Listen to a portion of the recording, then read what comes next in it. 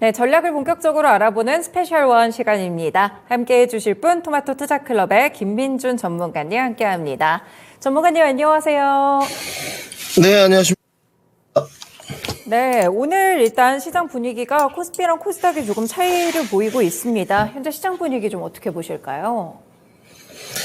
네, 뭐 나쁘게 보고 있지 않습니다. 오늘 좀 기다렸던 2차 전지 반등, 역발상을 좀 해야 된다 많이 말씀드렸는데 뭐 수급에 좀 쏠림이 있습니다만은 어찌됐건 전체적으로 좀 나쁘지 않은 분위기 속에서 미중시도 전일 괜찮았었습니다. 뭐 간단하게 차트 모습 보시게 되면 연일 고점이긴 한데요. 부담감은 있습니다만은 증시가 조금 더 2600선을 향해서 가는 모습은 좋아 보이고요. 그리고 중소형주 중에서 조금 최근에 쉬었던 2차 전지로 수급과 매기가 들어오고 있다는 것은 좀 행복한 일이지 않나. 지금부터는 뭐 이제 기대하시는 게 산타랠리인데 이번 주까지 많은 종목들 수익을 좀 누리셨으면 좋겠습니다. 네, 기대가 되는 한 주로 월요일을 출발하고 있습니다. 그러면은 오늘 특징 섹터들을 보면은 뭐 2차 전지도 빼놓을 수가 없을 것 같고요. 전문가님이 보시는 특징 섹터들 어떤 것들이 있을까요? 네, 뭐 지난주까지는 반도체를 최우선순위에 좀 넣는데 한 이틀 정도 말씀을 드렸죠. 반도체는 조심해야 된다. 오늘은 가장 첫 순위로 2차 전지를 봤고요. 두 번째는 반도체, 그리고 마지막으로는 역시나 조금 아쉽지만 테마들이 또 득세하고 있습니다. 그래서 테마를 뽑아봤습니다. 네, 2차 전지와 반도체 그리고 테마까지 세 가지 섹터들을 또 특징 섹터들로 꼽아주셨는데요. 그러면 오늘 뭐 대주주 양도세 이 기준에 대한 완화 이슈도 있는 것 같고요. 2차 전지 섹터에 대한 전략과 한 줄 평이 먼저 궁금하네요. 네, 2차 전지의 뭐 한 줄 평은 수급 앞으로 늘 말씀드리지만 조정은 기회다. 이렇게 한번 써봤고요. 반도체는 늘 이틀째, 오늘 3일째입니다. 경고 시그널을 좀 드리고 있는데 추격 매수 금지, 눌림목을 기다려라 이렇게 적어왔고, 마지막으로 테마입니다. 오늘 테마들이 또 득세하고 있는데 테마는 테마일 뿐, 이렇게 한 줄 평씩 적어봤습니다. 네, 섹터별로 좀 다른 전략을 취해야 될 것 같습니다. 그럼 가장 먼저 2차 전지에 대한 전략과 분석부터 들어볼까요?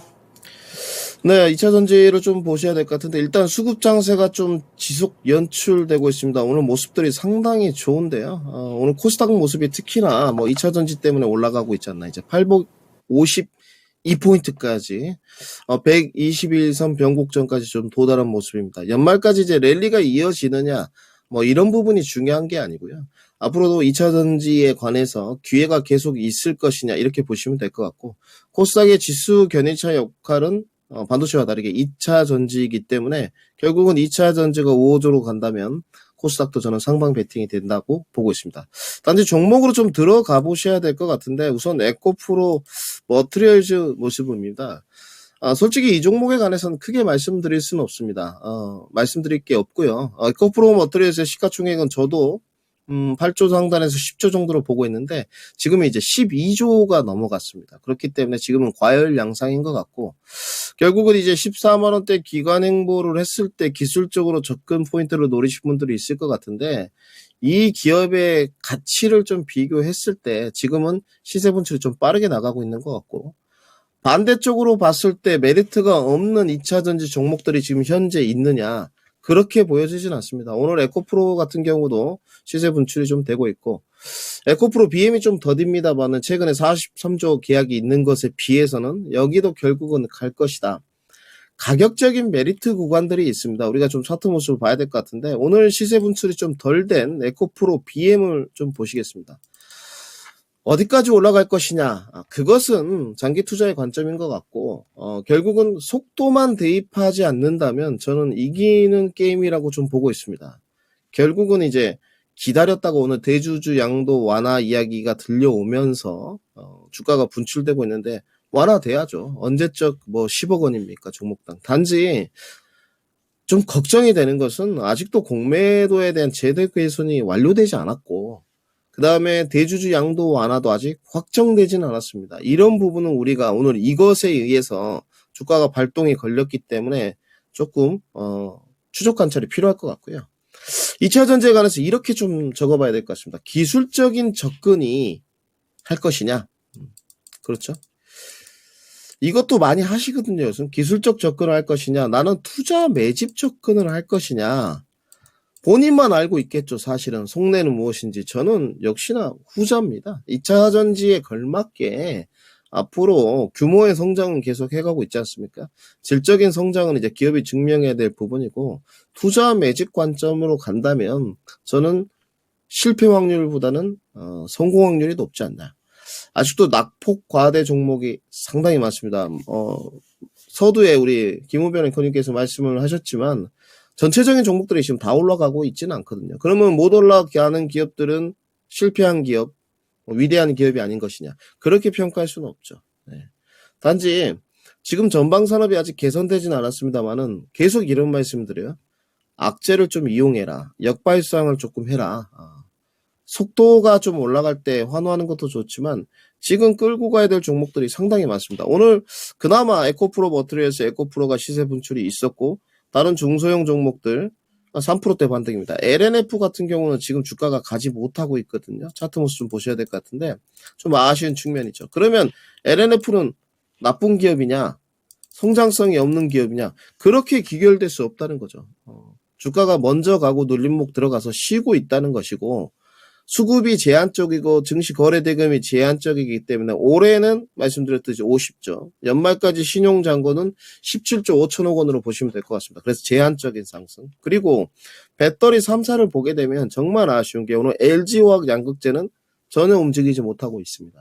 LG그룹 계열을 보게 되면 수직 계열화를 해가는 쪽이 LG화학이거든요. 양극재, 도전재, 전구체까지. 그런데 주가는 아직도 평가를 못 받고 있다. 그리고 저는 지금 주목하는 기업들이 이제 배터리 셀 업체들인데 LG 엔솔이라든지 공모가 밑으로 내려가는 수모를 겪고 있고 SDI라든지 이런 종목들이 지금 소집단 종목들이 시세 분출이 되고 있지만 거기보다 못한 기업이냐? 저는 전혀 그렇게 보여지지 않습니다. 지금 이렇게 못 올라간 종목들은 관심을 가져야 되고 단기로 올라간 종목들은 오히려 따라붙으면 패착이 될 공산이 크다. 역시나 이제 에코프로 머트리얼스를 좀 말씀드려야 될 것 같은데 꼭지입니다. 쫓아가시면 절대 안 된다. 주가는 향후 2, 3년 뒤에 4, 5년 뒤에 더 높은 데로 갈 수 있지만 쫓아갔을 때 결국은 패착으로 이어질 공산이 크다. 정리해드리고요. 그 다음에 이제 반도체를 계속적으로 경고 시그널을 좀 보내드리고 있습니다. 반도체에 관해서 접근 포인트를 잡을 때 후발주자 쪽에서 찾아야 되고 선제적인 조정을 받았던 종목 위주로 접근을 먼저 해야 된다. 이렇게 말씀을 드렸습니다. 오늘 반도체가 올라가는 것을 보게 되면 그나마 패키징 쪽에서 후공정 쪽에서 하나마이크론이 가장 먼저 올라가고 있고요. 근데 가격을 보시게 되면 자, 잘 보십시오. 34,500원부터 결국은 조정을 26,000원까지 먼저 받았습니다. 즉 다른 반도체 IP, DSP 최근에 온디바이스 AI들이 갈 때 여기는 조정을 받았단 말이죠. 이 조정받은 종목 쪽에 매매 접근 포인트를 하시든가 아니면 지금 오늘 올라가는 종목들을 또 보게 되면 퀄리타스 반도체 여기도 보시게 되면 이틀 전에 시세 분출이 41,000원까지 있었습니다. 그런데 가격 조정은 굉장히 많이 받았단 말이죠. 31,000원까지 받았습니다. 결국은 뭐 신규 상장준이 이런 건 좀 차지하고 기술적인 접근 포인트를 뺀다면 반도체는 지금 한 바퀴 다 돌았습니다. 그래서 확실하게 눌림목 공략을 해야 되고 매매를 할 때는 손절매를 잡고 접근해야 된다. 지금의 키포인트는 여전히 이제 반도체가 전방산업이 개선이 되고 있고 여전히 대외 변수가 우호적입니다. 문제는 어느 종목, 어떤 섹터, 그리고 특히 반도체에서는 언제까지 끌고 갈 것이냐. 이게 굉장히 중요합니다. 늘 말씀드리지만 반도체 IP 공략하시는 분, DSP 공략하시는 분, 전공정 공략하시는 분, 후공정 공략하시는 분, 또 PCB 기판 공략하시는 분, 각양각색입니다. EUV 공략하시는 분까지. 그러면 계속적으로 전방산업이 우호적인데 매매를 계속할 수는 없거든요. 매매를 계속 해가지고 한 번 뭐 손절매 나고 두 번은 수익 나고 이런 이기는 게임으로 가면 괜찮지만 결국은 내가 돈돈밖에 안 됐을 경우는 끌고 가는 종목이 있어야 됩니다. 그래서 지금은 이 연말을 이용해서 조정폭에 왔을 때 반도체도 언제까지 계속 이어질 수는 없습니다. 네. 그렇게 되면 오늘 시장이 딱 그렇게 대변을 하고 있거든요. 중소형주들은 반도체 코스닥 종목 쪽은 2차 전지가 가고 있고 대형주 쪽은 오늘 철저하게 2차 전지나 반도체가 더 쉽니다. 오히려 자동차나 소외주 쪽들이 더 도드라지게 가고 있어요.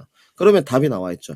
이번에 반도체가 눌림목이 온다. 시장에 내년 주도력을 형성할 부분이 어디냐? 결국 그것은 AI 반도체 쪽입니다.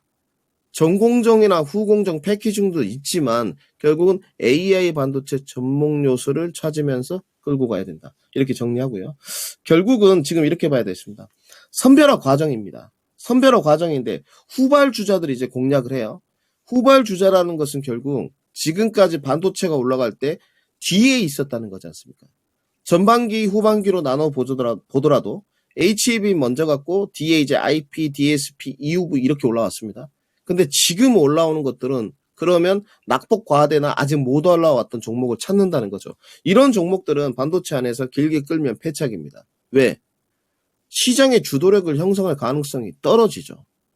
즉 뭐냐? 아까도 말씀드렸지만 하나마이크론이라든지 최근에 어보브 반도체도 시세가 좀 갔단 말이죠. 그러면 눌림목을 들어갔지 않습니까? 이렇게 차트 모습을 보시게 되면 먼저 시세 분출이 됐던 것들은 나중에 눌림목 위에 주도력을 형성하면서 또 올라갈 수 있지만 뒤늦게 올라온 종목들은 눌림목 때 들어가면 물릴 공산이 굉장히 큽니다. 그래서 그런 후발 주자 종목 공략하신 분들은 시세 분출 줄 때 그냥 수익 챙기고 길게 끌면 패착이다.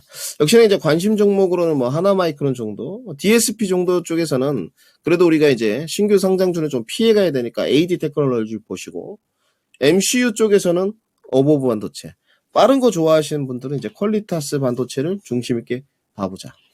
마지막으로 이제 테마를 좀 정리했는데요. 오늘도 그 한동훈 법무장관이신데 뭐 비대위원장 되신다고 하면서 내용이 나오는 것 같아요.